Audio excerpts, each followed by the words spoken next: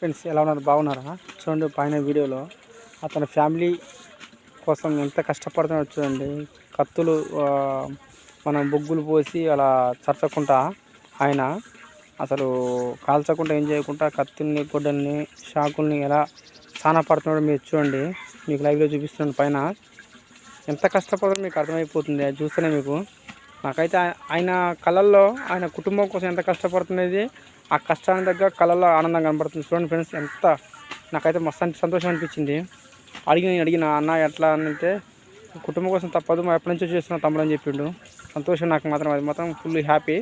కానీ అలా కష్టపడి నాకు అది సంతోషం అనిపించింది ఫ్రెండ్స్. ఇది మాత్రం వాస్తవం. ఒక కుటుంబం కోసం ఇలా కష్టపడితే ఎవరికైనా ఫ్యామిలీ కూడా సంతోషపడుతుంది, అందరూ కూడా సంతోషంగా ఉంటారు ఫ్రెండ్స్. ఇలాగే సపోర్ట్ చేయండి కుటుంబం కోసం.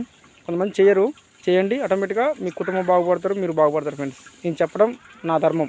Okay friends, bye bye.